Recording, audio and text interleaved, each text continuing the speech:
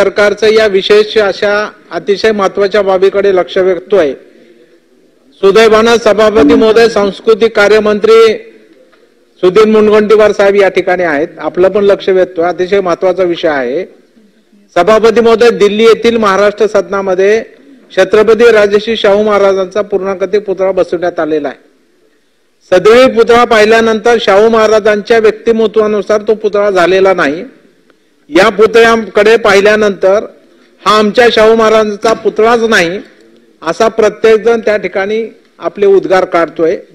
सभापती महोदय, पुतळ्यामध्ये शाहू महाराजांचे व्यक्तिमत्व हे अत्यंत बलदंड आणि पैलवानी शरीरसृष्टीचे होते, ते या पुतळ्यात कुठेही दिसत नाही।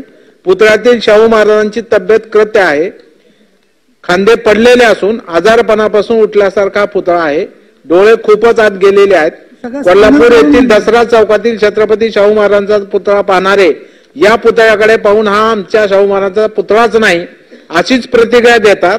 खुद कोल्हापूरचे नूतन खासदार शाहू छत्रपती यांनी सुद्धा या पुतळा पाहून नाराजी व्यक्त केलेली आहे। या बाबतीत कालच सभापती महोदय लोकमत वृत्तपत्राने त्या पूर्ण पुतळाकृतीच्या छायाचित्रासह हे वृत्त छापलेलं आहे सभापती महोदय।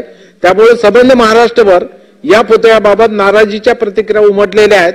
तेव्हा माझी आपल्या माध्यमातून सरकारला विनंती आहे, आदरणीय भाऊंना सुद्धा विनंती आहे की या बाबतीमध्ये तातडीनं राज्य शासनानं दखल घ्यावी आणि हा पुतळा बदलून जो छत्रपती शाहू महाराजांचा कोल्हापूरला किंवा इतर ठिकाणी सुद्धा ज्या पद्धतीचे म्हणजे पुतळा कसा असतो, आपण पाहतो की पुतळा पाहिल्यानंतर बरोबर ती व्यक्तिरेखा आपल्या समोर उभी राहते, पण हा पुतळा पाहिल्यानंतर ती उभी राहत नाही।